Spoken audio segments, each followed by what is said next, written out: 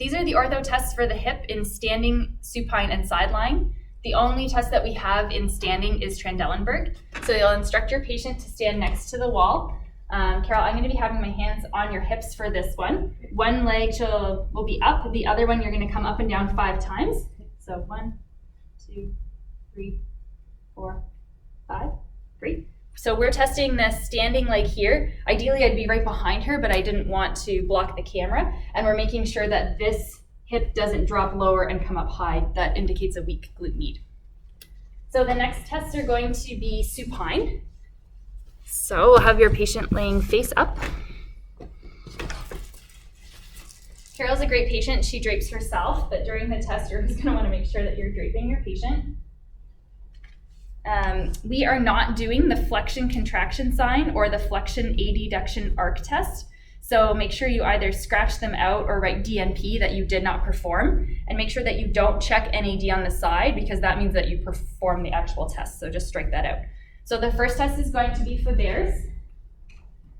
So you'll bring the knee to the side that you're testing up. You'll push into the hip capsule, ask if there's any pain. Nope. And then you'll scoop your hand underneath the knee on the same side, bring it fully up into flexion, and then bring the other knee over so that it's resting down. A positive here would be pain in the hip or pain, and that's the true positive, is pain in the acetabulum. But then another positive that you're looking for is if the knee comes up.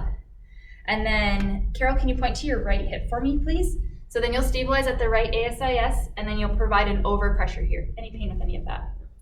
Then you'll test the other side. Then the next test is Laguerre's, so very similar to this. So bring the leg up into here, and then you'll rest it on your thigh. And then, Carol, can you point to the front of your hip again? Stabilize, and then provide an overpressure. Any pain with any of that? Okay. And then that's the end of the supine test. And the last one that we'll show here is the sideline test for Aubert. So can you face the camera for me? Make sure that you drape. Okay. So then you'll come, and we can scooch just a little bit closer to me. So make sure that you block the back with your thigh so that they feel supported. And then the bottom leg is bent, the top leg comes up, and you'll guide it up, and then over, and then all the way down. Great. So Carol was able to drop below the table. So this test was negative on her, so she does not have tight IT bands. And that's the end of the orthos for standing, supine, and sideline.